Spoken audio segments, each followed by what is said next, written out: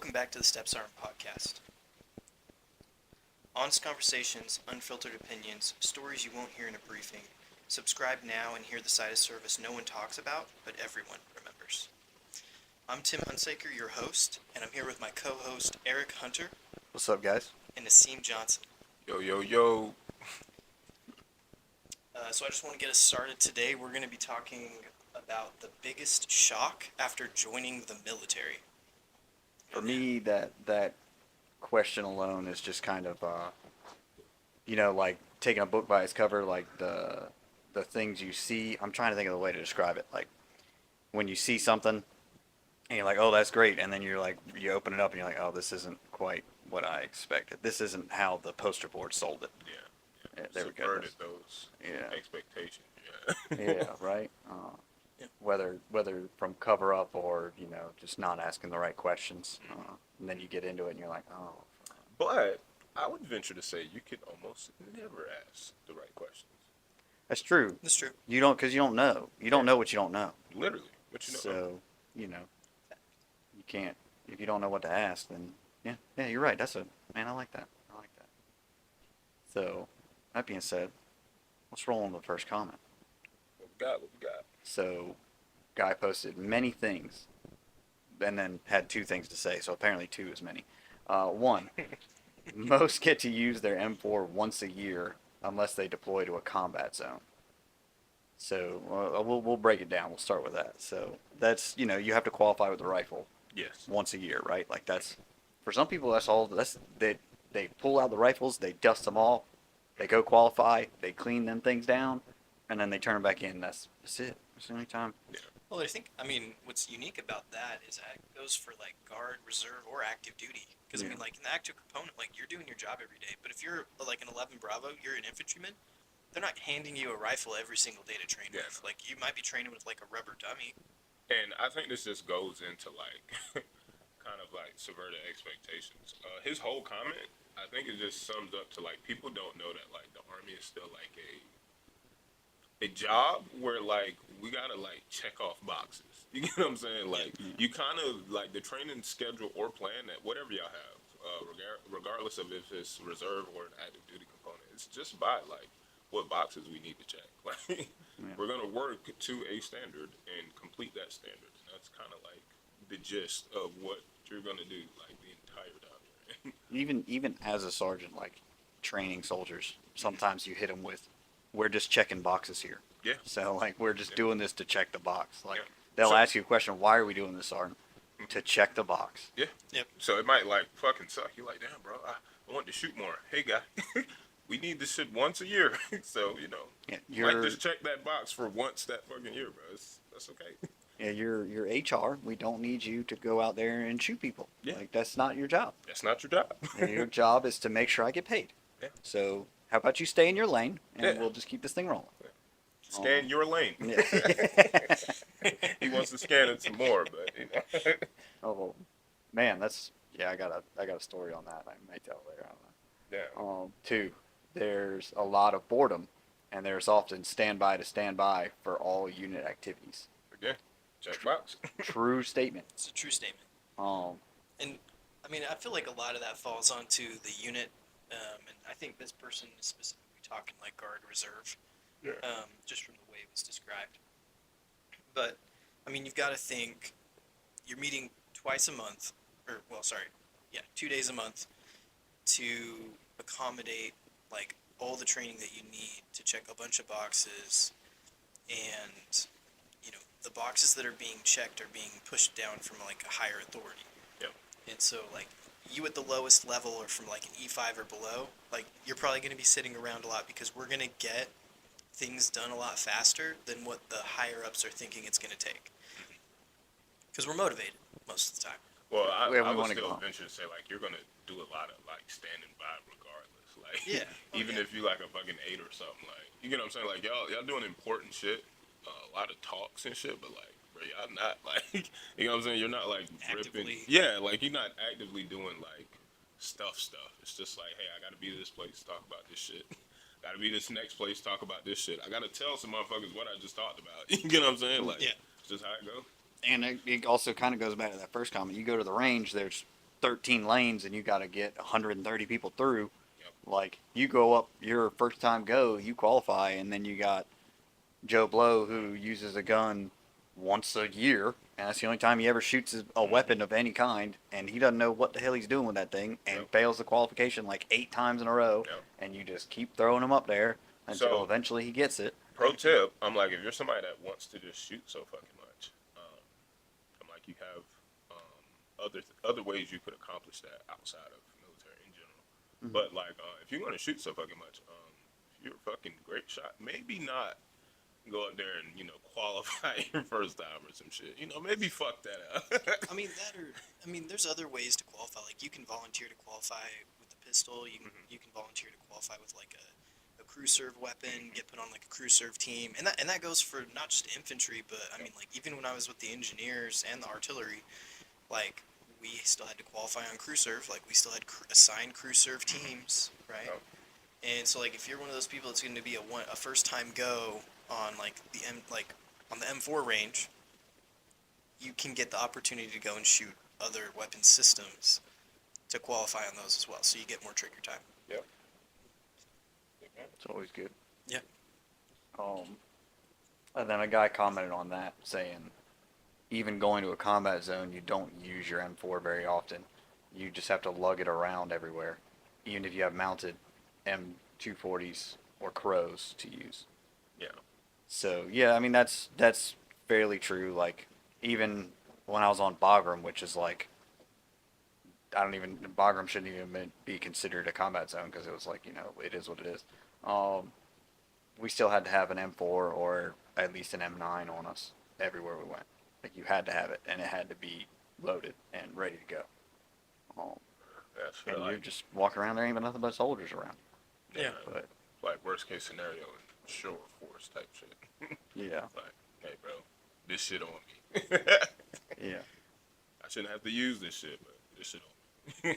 Yeah, I mean, it's very true. And like, how often you really going to use an M4? Like, we got to go shoot.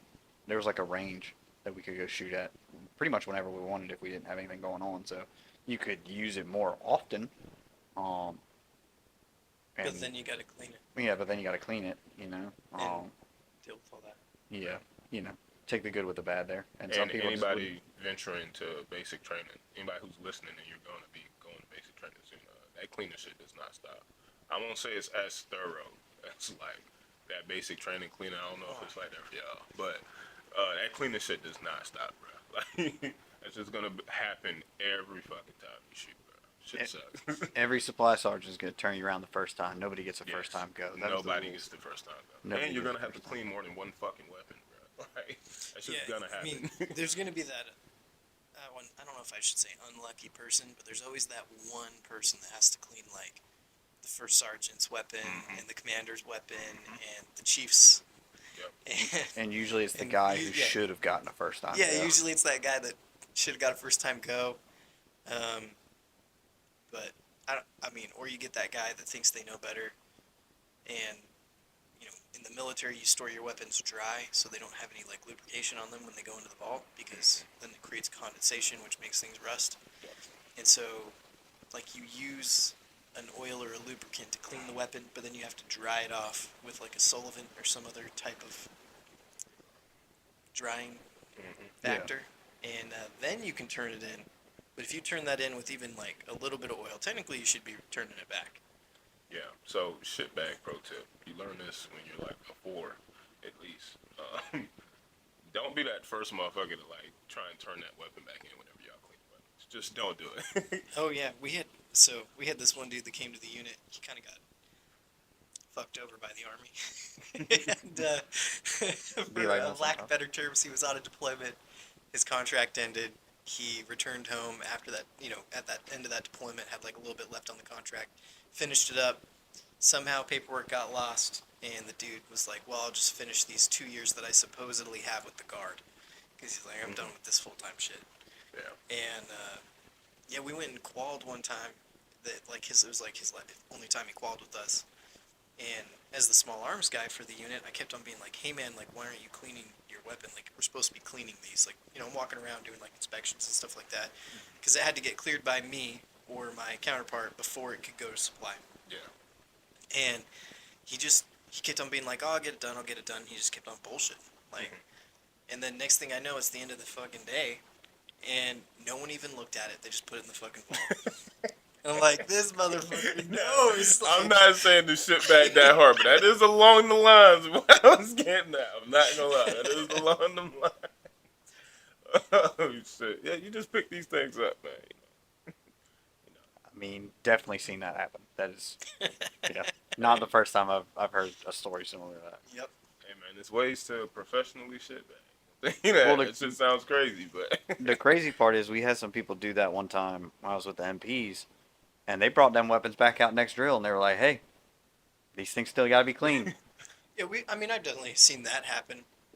But anyway, yeah, that dude was like, I know how to clean a weapon. Like, I'm not worried about it. I mean, he was a cop as a civilian, so like, Yeah, you so know, he knew how to do it. Yeah. he just didn't want to play army. Fair enough. It's not for everybody. Right. Next one. In the reserves, we had to drag our weapons around every drill. The standby to standby is true, and reserves don't get paid when the government's shut down. Well, I mean, technically nobody gets paid. nobody. Yeah, I was gonna say anybody's liable to miss that damn We paycheck. we were During that all shutdown. we were all praying for freaking them to find that $1 billion to pay us again, or million, whatever. I was scratching the itch and I was getting real desperate. And then they're like, "Oh, don't worry, we're gonna pay you guys there. Where that money coming from? I need you to tell me exactly where that money coming from, so that way I know." It's definitely a concern. The only thing I'll say about that one is never ever dealt with that. We had to drag our weapon around every drill shit. There's been times where like we'll draw them for some dumb shit, like we're in the field and like we don't need them, but we got 'em. But every Yeah. drill for you, my boy. That shit is crazy. I mean, Yeah. that's just a lot of wasted effort. I mean, it Yes. takes so much time to issue a weapon, Yep. sign paperwork to show that it's been given to a certain person. That's a lot of work for a supply sergeant that's got a lot of other shit they got to do. That just seems like a waste to me. I mean, like, yeah, we would get them issued when we'd go in the field and stuff like that just for training purposes because you train how you fight.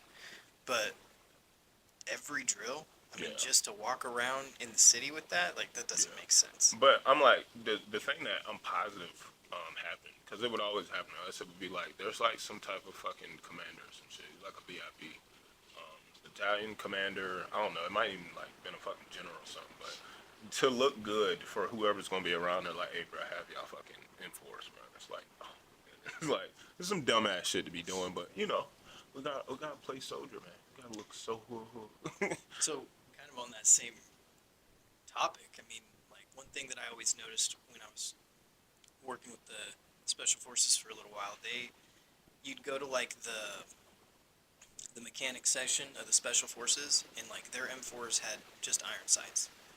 But then you go over to like the HHC of the special forces, and they got fucking kick-ass ACOGs and like CCOs and like all this good shit. And it's like these are the guys that are sitting behind the desk, like pushing paperwork, making sure people are getting paid. They're not the people that are probably going to be going out into the field doing anything crazy.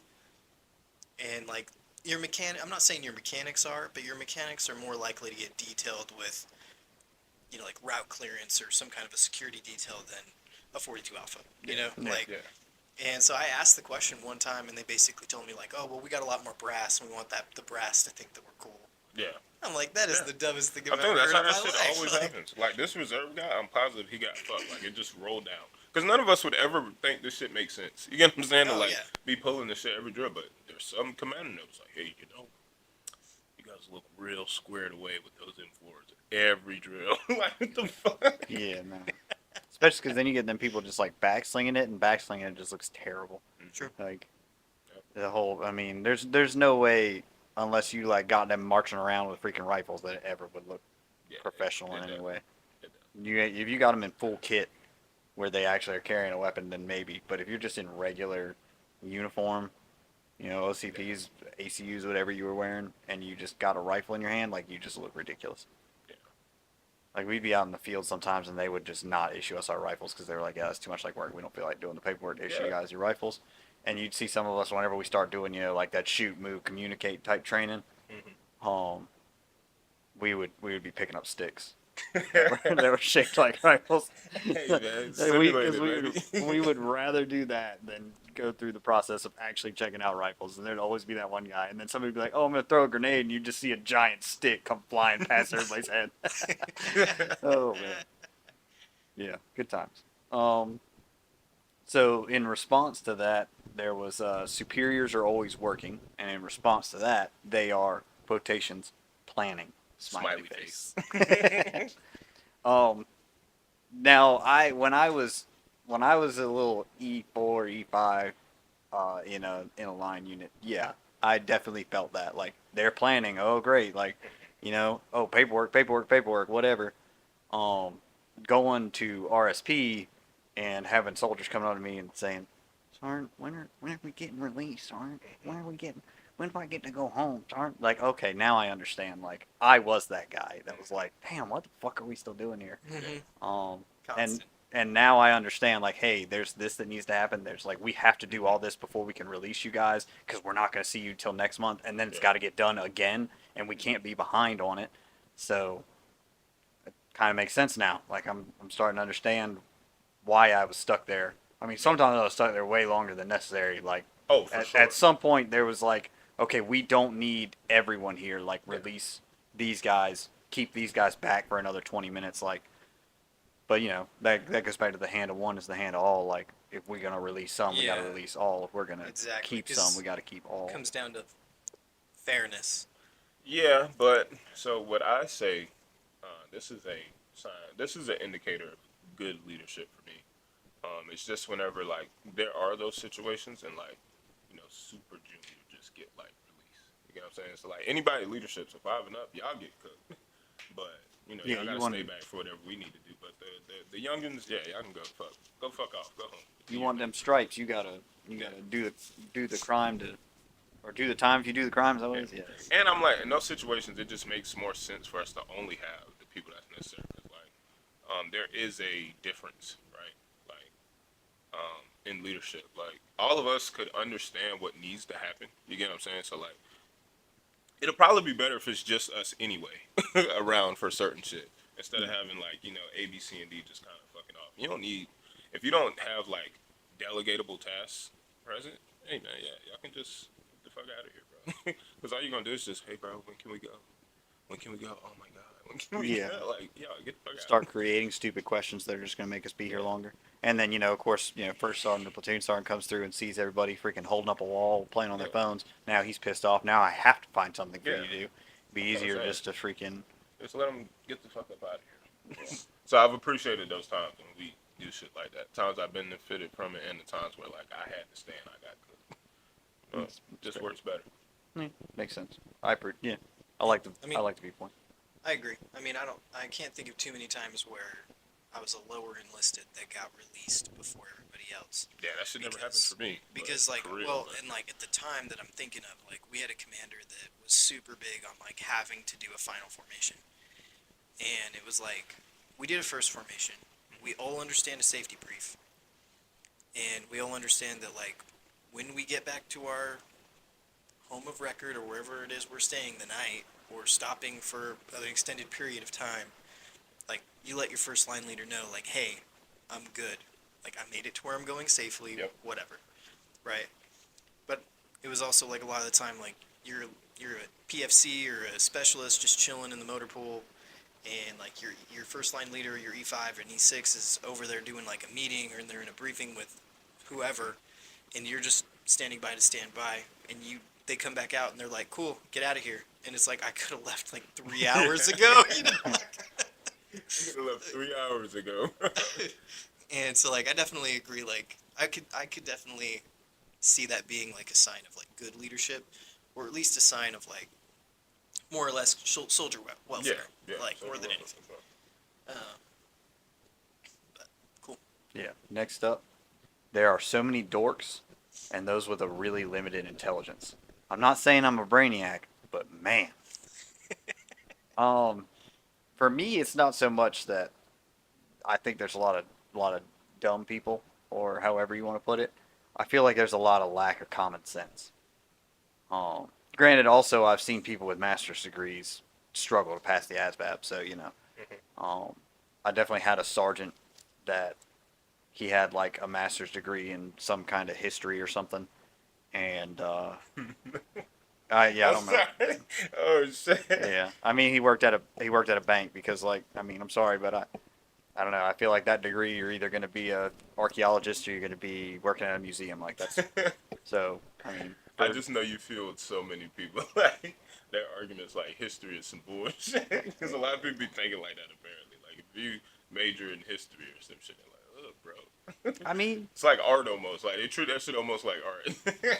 and I It's mean fucking fucked. there probably are specific career fields for it, but you know I'm not I trying to mean, knock anybody for what they want at to the end of study. the day, like, there's a lot of people out there that just like start school thinking they're gonna do one thing, and then they get to the point where they're like taking mostly classes specifically for whatever degree they're going to be getting, and they hate it, and so they're like, cool, like just give me classes that I need to get any degree as fast as possible, because like you don't want to have wasted the last year to 2 years Shit, of maybe even three. college, Yeah. yeah, or three, Yeah. and so they're like, cool, well we're just gonna give you a history degree, and this is what you got to do to get it, and so then they just go through the motions to get that degree, and then now they've got a degree, but I mean, again, 60% of the workforce doesn't even work in their degree field. Yeah, that's fair. They just have a degree, right? Fair. So like when you look at it in that way, like I know what you're saying because like we had plenty of officers that had like degrees in like liberal arts or some of those like degrees that just don't really have too much of a purpose unless you're going to be in like politics or something, Yeah. or work as like a history teacher or something like that. And they're like, we had one dude that had a degree in criminal justice and he worked in IT. Um, and we were like, why would you do criminal justice? And he was like, oh, it just worked out better for me commissioning. And I'm like, that makes no sense. Like, But then worked in IT. That's an yeah, impressive switch. yeah, he's an interesting person. Yeah, but all that to say that that man was very intelligent in his field. Like you asked him about like some history stuff, and he knew his junk. But if you tried to throw like a wrench in his plan, or he was like in charge of one of our squad movements, and they would try to throw what do you call it, a complex ambush at him, he that broke down, could not figure it out. He'd freeze. Yeah, I call that shit selective intelligence. A lot of people are like that though. Yeah. Like a lot of people. Like motherfuckers don't know shit about nothing but one thing, and they're like a fucking genius at that one thing. I mean, a prime example is like people that smoke pot. They know a lot about pot. They know exactly how much they're allowed to have with them and on them and all that stuff. They know all the rules about it. Pharmaceutical. Yeah, Like no, great. it's Yeah. like wild. But then you ask them anything else, no clue. Blanks. Literal blanks. It's like, and so all I gotta say is like, you're gonna know things that you're passionate about. Yeah, and that's what I'm saying. That's just most fucking people. I feel like like a lot of fucking people. But then there's the aptitude to learn, right? Like, Yeah.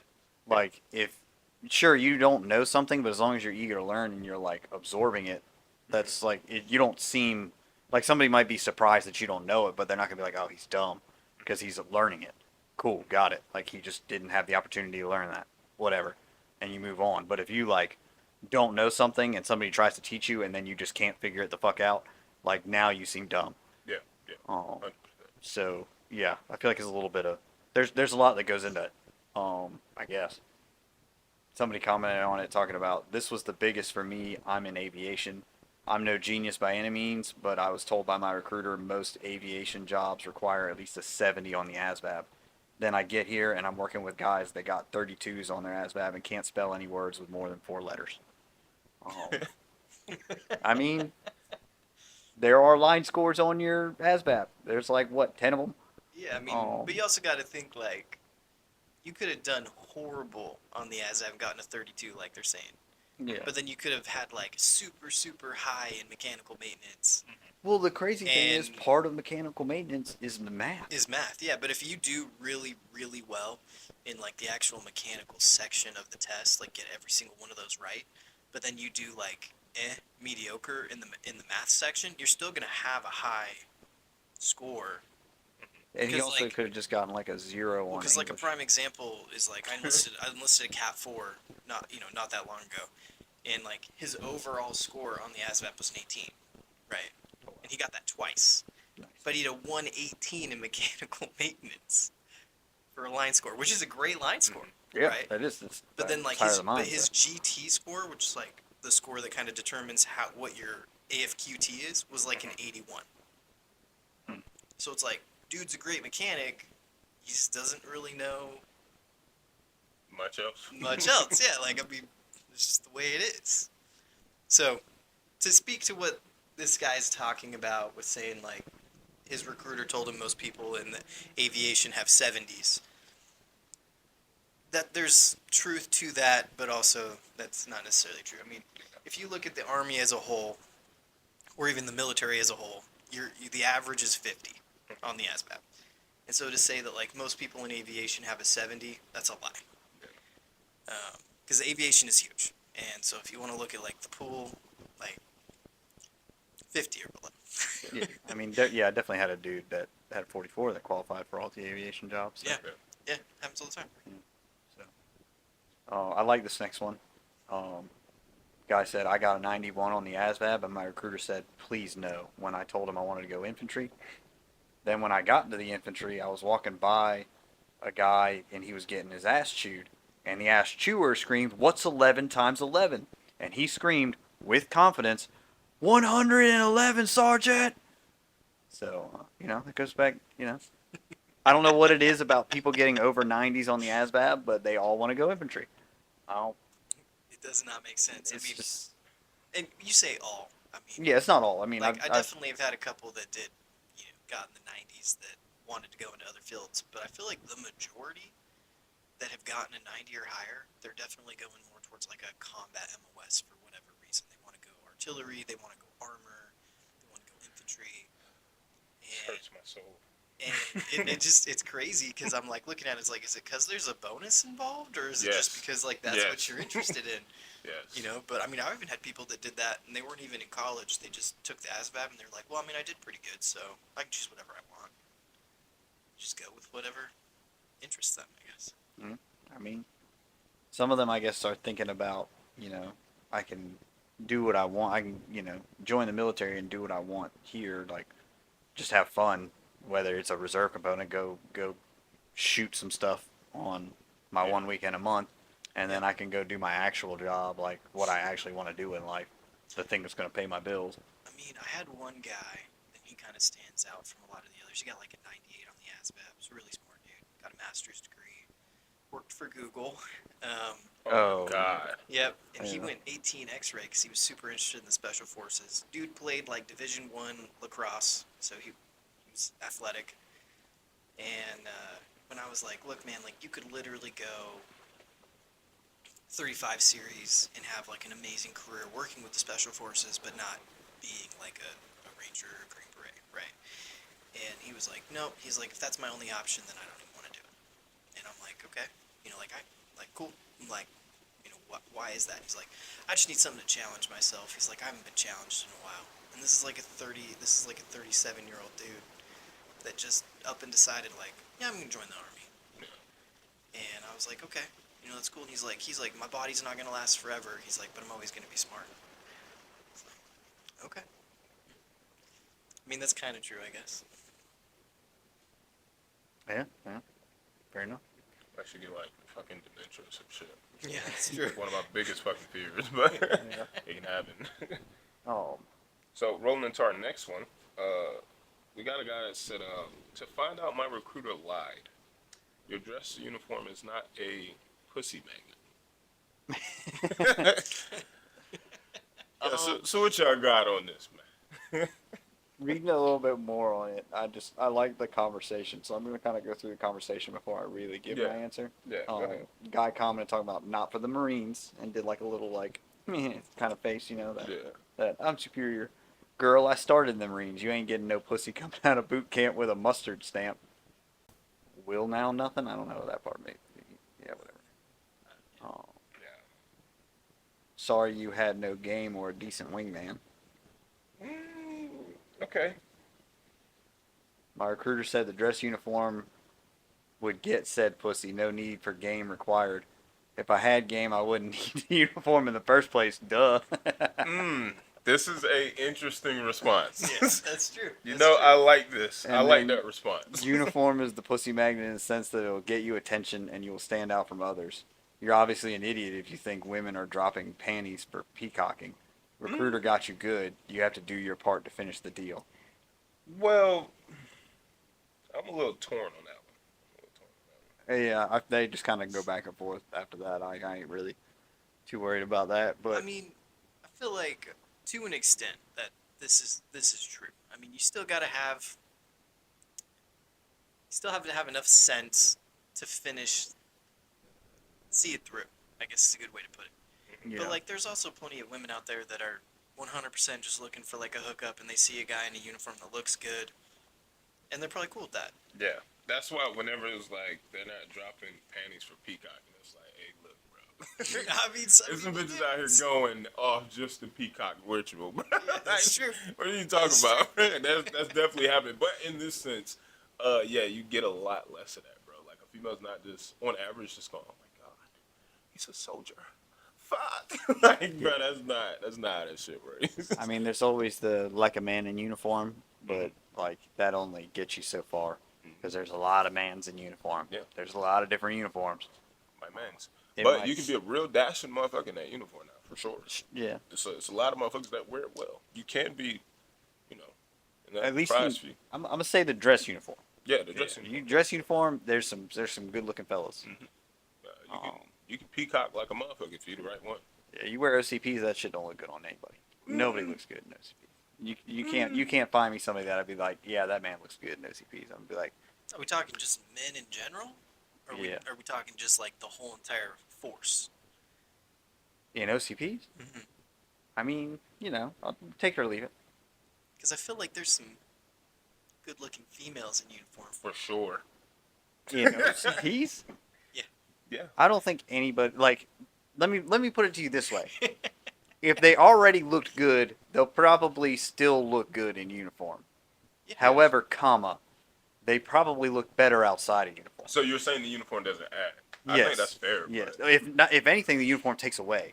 Yeah. Yeah. That's Like- what I'm saying. That's kind of what you're getting. At. Like a 10 out of 10 walking the streets in some jeans would be like an 8 out of 10 in uniform. No. I won't say Like that. it'd be I like don't it's think There I is a can't agree with suppression that factor either. for sure. it's but, too baggy. It's not that great. Nah. It- So all right. So you making me go here, right? But so if you do enough ass watching, right? That's fair. If Okay. you do enough ass watching, there's a phenomenon in OCPs, right? Whenever the OCP wedgies in some ass, this okay. is a grandiose Okay. level of ass. But that's okay? like if that shit can wedgie in them OCPs, this That's is okay. a grandiose ass. that's Phenomenal. fair. All right, fair enough. Intriguing ass. And that will be, but also it does still tie into what you're saying. If you can see that in OCPs, that should have you like, oh shit.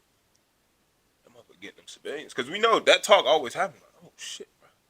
Wait till you see such and such and some civilians. You know what I'm saying? So, Yeah. I think. And like I think so. we do the banquet or party or whatever Mm-hmm. your group does, the rally, whatever your MOS does at the every year. battalion social, shit like that, yeah. And like everybody shows up in their civvies for that. Or just sometimes. that night after. You Yeah. know what I'm saying? Like, after everybody done, like, whenever y'all get finished with a field exercise, that day after or that night of, shit like that. Where everybody walk around in the civvies. Mhm. Yeah. Everybody pop out, regular clothes. And Oh, you like- shit. Damn. Damn. You get silent for a minute. You're not sure what to say. Like, Damn. that shit got me. Damn. Even just like going in the field, or like you're staying in the barracks and you just hit the NCO club that night, Mm-hmm. Yeah. and you're in civvies. I Mhm. mean, like you gotta learn. You gotta learn to bring the civvies, Mm-hmm. right? So Yeah, you're not oh my showing God, I up in fucked some that up like so bad some my like first drill. mixture of Yes. whatever you OCIE got in the and car. shit. Our training site, without listing the names, you know what I'm talking about. The Yeah. training site. Mhm. Mhm. There used to be a bar out there. Mm. It was called. Damn, you old. It was called it was called the Impact Zone. Okay. And there's they so fucking lame for that. Go ahead. right, yeah, Go and ahead. yeah, because the old field artillery. That Yeah. is so fucking lame. Yeah, they had to tear that. Like they had to tear that thing down because like there was as much money as it made because you talk about it every time, every drill weekend, soldiers having to stay there. They were going. The NCOs were going to fucking Oh, Impact for Zone. sure. For sure. Oh, And Yeah. see, that's just a bad mix with Exactly. artillery. That's why they would have got rid of that bitch. Like, it's too much shit that'll end up happening out there, bro. I'm Oh, sorry. bro. Like I Way was too much shit. my like the first time I ever went there, little old 18-year-old hunter, not knowing no better. Um, I didn't go to the. I mean, obviously I'm not 21, so I wasn't allowed into the impact zone then. Mhm. Um, but all Were my you ins. really weren't, or I mean, Oh I'm yeah, just saying. they were a lot more stricter. Oh, Like okay. Oh, it was All right. Were actually they pretty. like actually checking IDs? Yeah, 'Cause like they had actual security there. well, speaking Believe it or from not. experience yeah. with the NCO, or now known as the Service Club. Mhm. Yeah, yeah, they had to change it. Yeah, they had to change it. Oh yeah, I forgot about that. You could, I mean, you could definitely just go walk in and hang out. 'Cause, I mean, they also serve food, right? I mean, it's a bar. I don't even know if that. I don't think the impact zone even had. Really, I this is think it like was like. straight up just a bar. Yeah, I can can't see that. honestly. We only ever went there for drinks, so Yeah, I don't could really see Yeah, I that mean, I remember. could see being that. true. I could mean, see it. I just Motherfuckers remember trying my to I, NCOs I coming. mean, we definitely had NCOs that, like, so, I mean, I was 18, and I definitely had some NCOs that brought over stuff to our back table. Nobody said anything. Yeah. Oh yeah, yeah. Don't get me I wrong. mean, like, like, you know, That's there's, why I'm there's a saying. way. drinking on a drill weekend was the But- standard. Yeah, but see, and that's what I'm saying. I don't know if it's just an artillery thing, but I always had to understand that, like, because this is just how I've been treated and have seen treatment since I got in. There's like a unspoken agreement that, like, hey, bro, if you enlisted, like, if you decided to be in any branch of service, like, hey, bro, that little like age limit shit don't matter no more, bro. Yeah. Like, you willing to die by this shit at this point. So, bro, if Yeah. you want a drink, hey, yeah, bro, you can get a fucking drink. Yep. I had I had a soldier, like it was right when I got promoted to E5. I had a soldier that came in, um, and so he was like in my first team that was ever like me as an NCO, and he was like 18, just graduated, basic, the classics. One of your Real, first responsibilities. yeah, yeah. Well, I mean, as an E4, I was like over teams, but it was Yeah. different when you get E5. Mhm. Now I'm like, okay, this actually like it means a little bit Means more, more. right? Yeah. And I'm with the engineers, so of course we're a bunch of freaking depraved sons of bitches, and we're out drinking, and like I was doing my best to keep this poor sheltered boy sheltered. Like I was like, no, you're gonna be okay, man. We're not gonna do anything. I leave these motherfuckers alone with him for like an hour because I had to go to some meeting or something, and I come back and like I go out, like we had like a little back porch. We walked out on I walk out on the back porch to grab a beer, and I see them. They have him on his knees, and one guy is holding like a bottle of vodka at his crotch level, and they have him drinking Oh my the god. like drinking straight from the bottle, as if it looks like he's like sucking his dick or something, and like making him make eye contact with the guy that's holding the bottle. Open your mouth. I was like, what are you doing? Open your mouth. That's Drink like it all. that is exactly Drink it that all. is exactly what I'm like. What are you doing to You want to him? be Like, an MP? he's like, he said he never drank before. I was like, so that's how you introduce him to drinking? Like, that's not what the fuck are you doing? So, Oh that's, I've seen worse though. That's- well, not Yeah. worse. I've seen that's those where I guys. felt like I failed as a father the first time. man. You know, When you became the step sergeant. that's when I became a step sergeant. Step Sergeant Wings. Cool.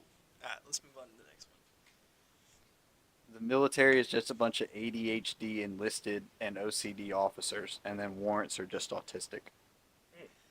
I mean, this brings up some good points, but I mean,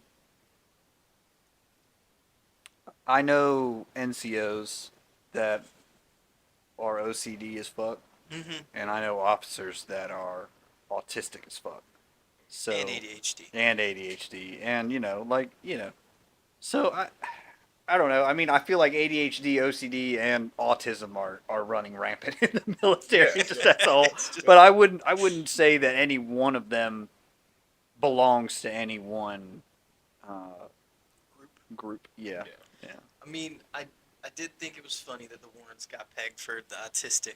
I mean, to be a warrant, you have to be an NCO first. So, Yeah. are you just like an ADHD autistic No, it Niggas. graduates to autism. Is it graduates to the autism because Come on, like you no longer can focus on multiple things. You can only focus on your one specialty now. mhm. Okay, that Yeah, makes a lot of that's how sense. that's how it works. I mean, Let them cook. Let them let them cook, man. You just There gotta might use be more to this. To this there might be comment. more. There that might be freaking hyper focus is real. more. I mean, people thought that this was legit. I mean, it got 30 upvotes. Yeah. That's true. That's true. I But mean, yeah. listen, man, this is because he was using fucking buzz conditions. Yeah. Autism. Oh, yeah. OCD. Like, come on, bro. Oh yeah.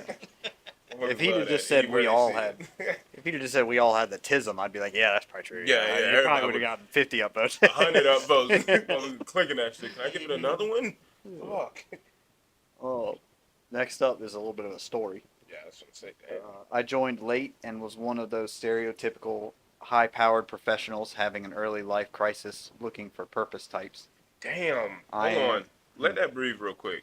Damn, I think he dialed that in real good. I think I haven't heard anybody say that like that, but I think that's exactly what those people are. Yeah, 100%. Wow. You definitely get those Well said, guy. guys that come in that are like in their career, life is generally pretty good, but there's something missing. Yeah. Yeah. And this Something is like isn't a clicking. perfect way of saying that Yeah. in a very And you- eloquent way. You want a I'm- screenshot, guy. I You want a really, screenshot. I really want to like say something really nerdy, Say it. but Say it. like all I can think about is like you're playing as the tank, and you're like, man, I kind of wish I could go back and be the DPS. I kind of want to be Yes. the mage. Yes. Okay, I'm gonna just do a quick reset, Yes. and that's what this dude's doing. That's what he's living in right now. He's become such a role player that he's like, hold on, bro, I forgot about one of my old roles. Like, yeah, I just want to see what that life could have been like. Yep. Okay, fair enough. I am adjacent to people at the top of their field, shaking trees, and getting to closely watch them in a lot of different areas. Everyone told me the military is a shit show full of morons. My biggest shock was that the military is not the incompetent or inefficient. It's not that incompetent or inefficient. It's actually an incredibly well-run organization. I've been close to government operations up to large state level, high profile, big money political campaigns in private defense and inside tech companies. Every organization of a certain size often runs like Dilbert with schizophrenia.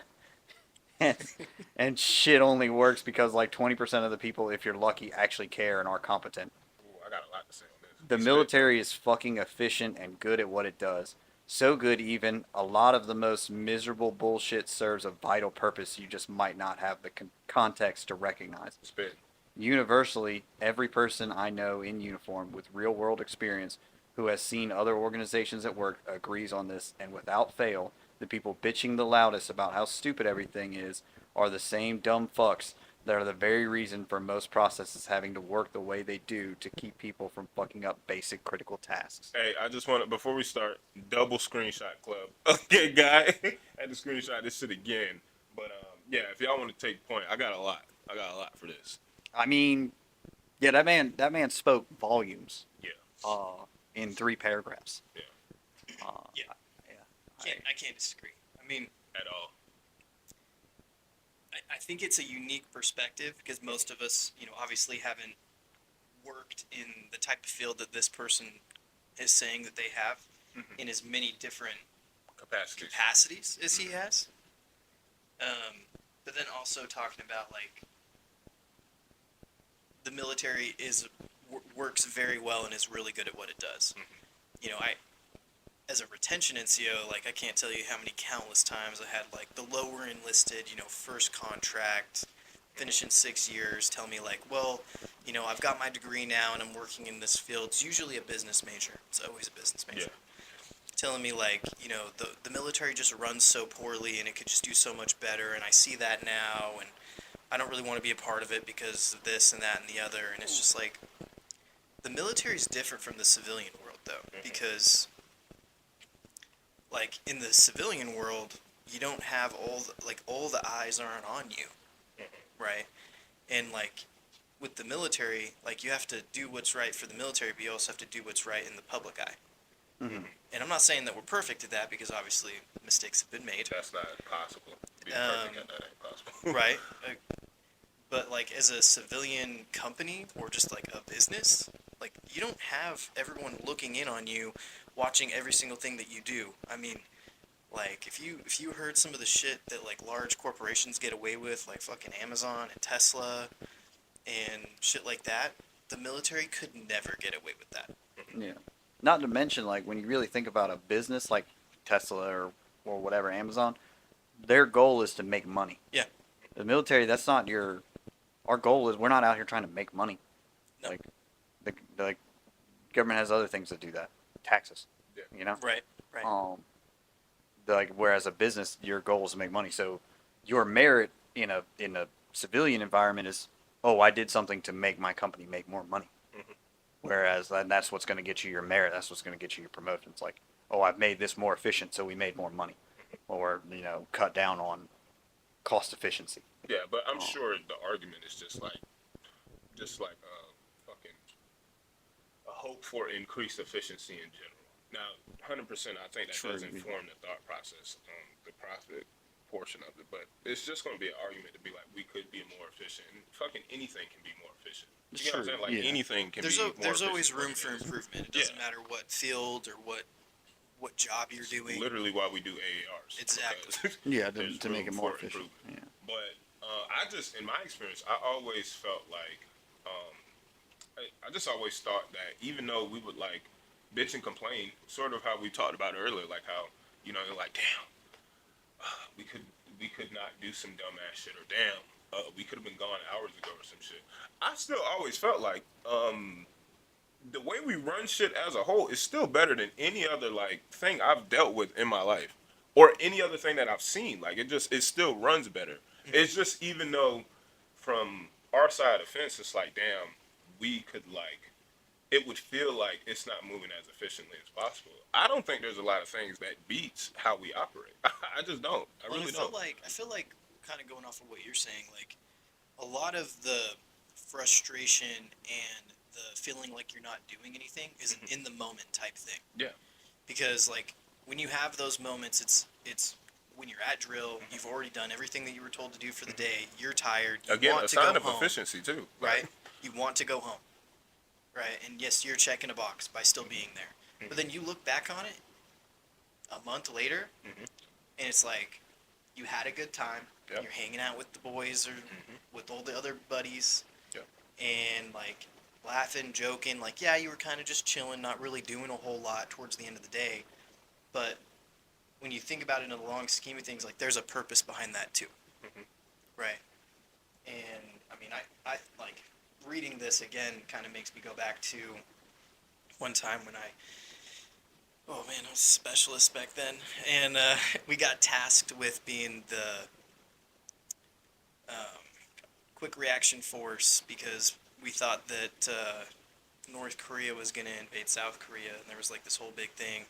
I'm not going to speak to time and place, but Yeah. we had to go to a specific training site and spend a couple of weeks out there training for this event that never occurred, Yeah. which is Potential good, which is threat. a good thing. Yeah, Yeah, yeah, potential threat. And it just so happened to be at a time of year in the area that we were in where there was a high probability for cold weather, Yeah. and we had got 0 snow that year through the whole entire winter until the 3 weeks that we had to be in the field.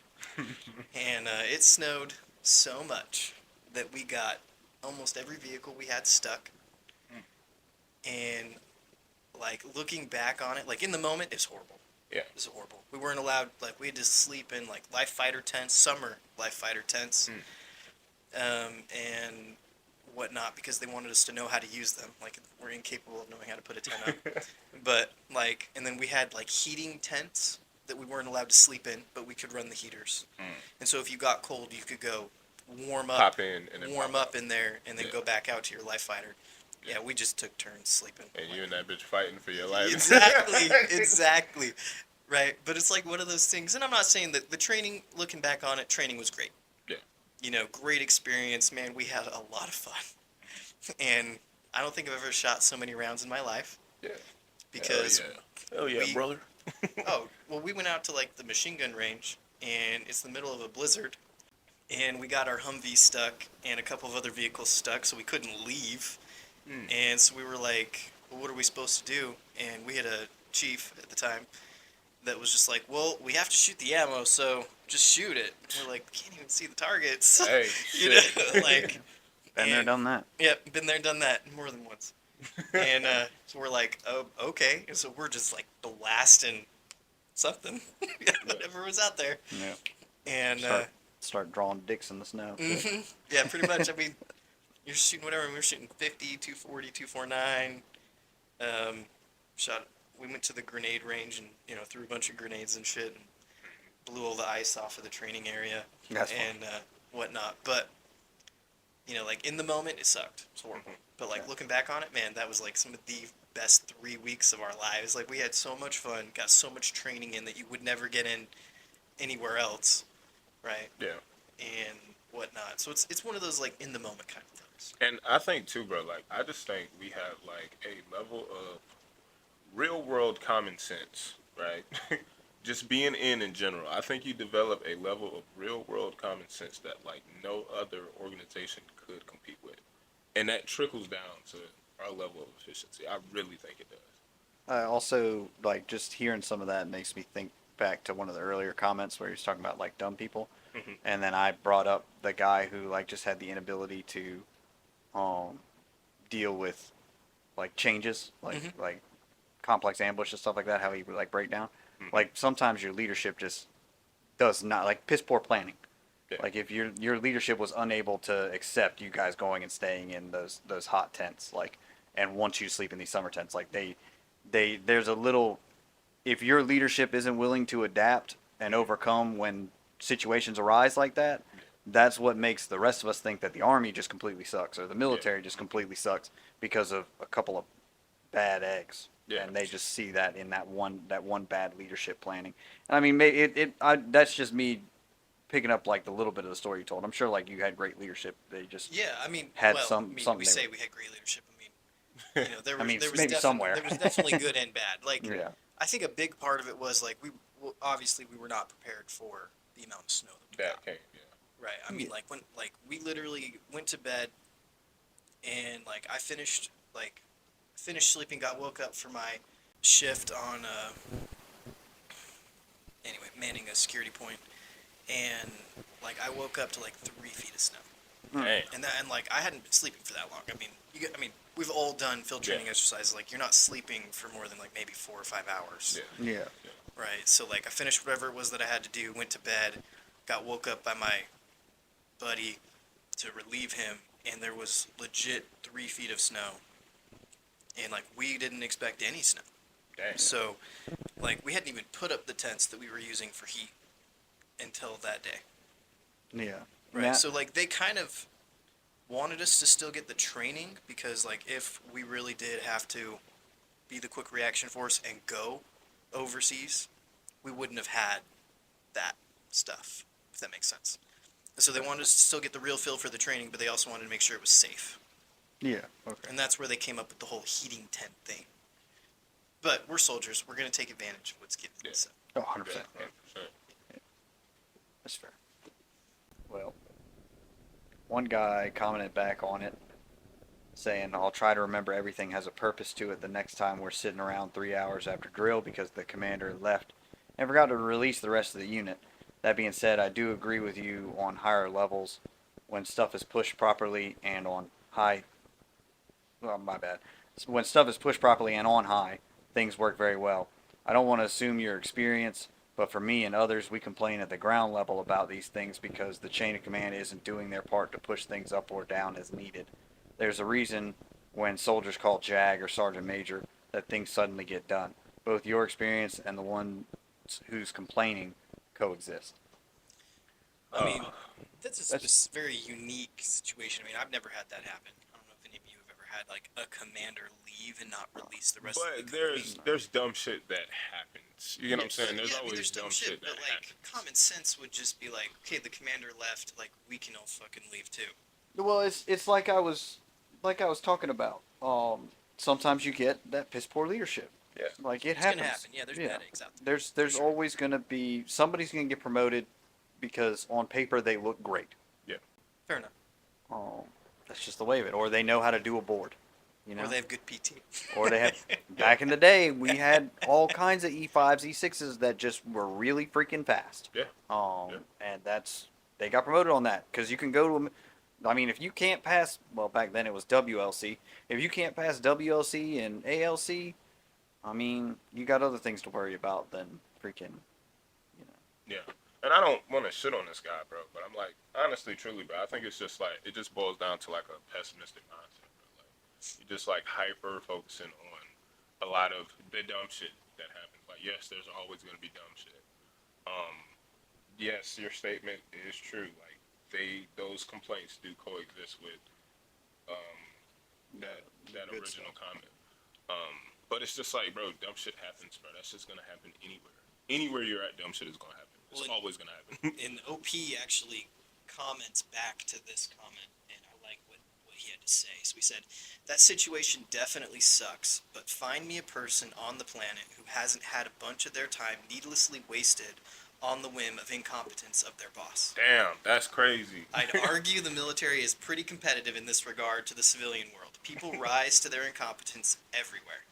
The military does have some up or not or out pressure, while on the civilian side, a shit boss can linger well into their retirement in many places.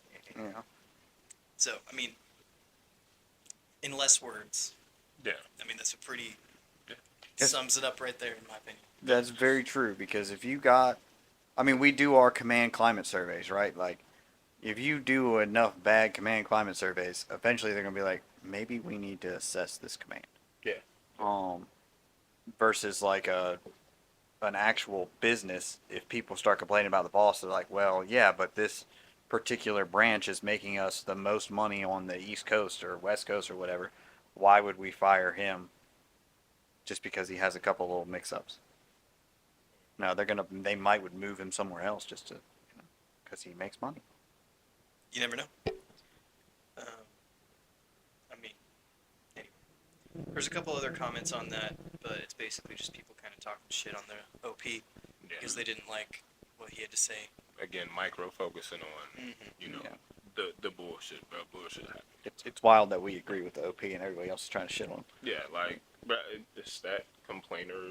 I want to shit on nobody, but that complainer mindset, bro. Yeah, Like, focusing on all the negative and not the positive. yeah, They- like, it's like they never went to that brief and hunt the good stuff. like it's like you had a Resilience. pie, right?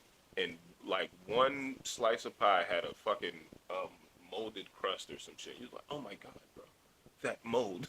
And all you talk about is that fucking mold. That's what's happening. Like, Well, that's a terrible analogy. I would not eat a pie if there's even a single piece of mold on it. All right, let's go ahead. Yes, All right. right. But instead of you mentioning, right, that there was the rest of the pie had zero mold on it. These people are focusing on that one piece of mold. That's all they talk about. That's all of their story. Oh my god, I saw a little speck of mold right there. That's their entire fucking story. At this point, it might even turn from it wasn't even a pie no more.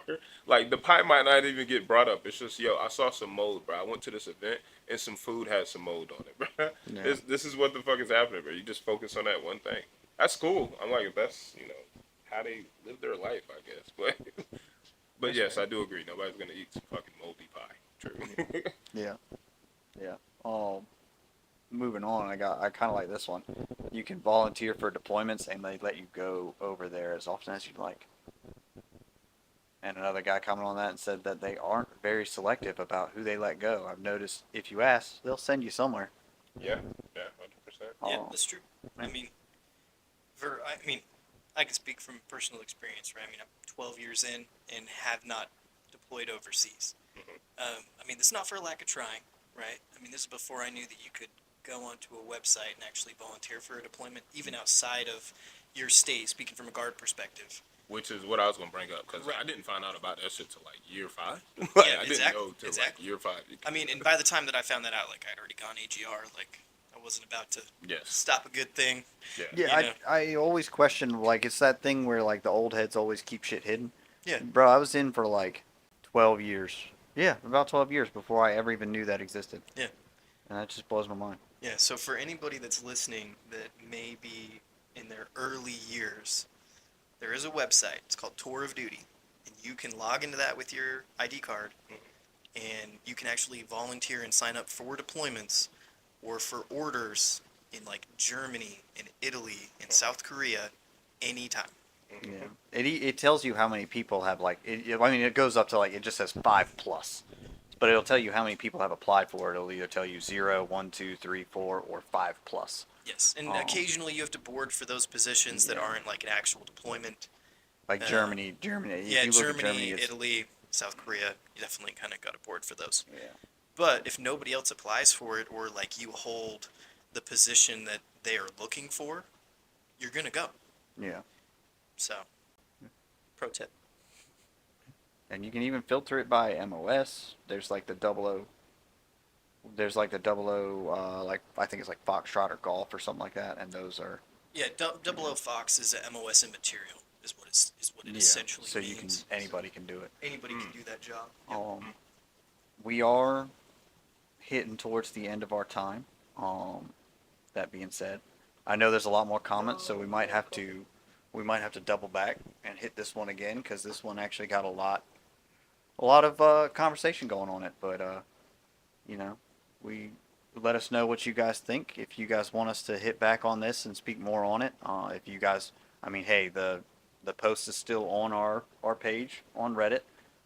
So feel free to go on, add some more to it, and if you guys keep commenting on it, we'll keep talking about it. There's definitely a lot to be said about it. There's a lot that you don't realize happens in the military before you join, and you don't find out until after. Shoot, we just talked about learning things 12 years into our career that never even knew existed. So feel free, share your stories. We're always happy to read them. Host Tim, take it away. So I kind of want to touch on a couple quick things. So for anybody that is listening, if you have a topic that you would like us to cover, you know, let us know in our subreddit. Just type in Step Sergeant and give us a holler. I mean, we're happy to cover anything that our listeners want. And I just want to touch on it again. Please subscribe. You know, like any of our content. You know, we're at that point where we're kind of getting things going, and just want to kind of wrap things up. Thank you for joining us for the Steps Arm podcast, and until next time. Toodles.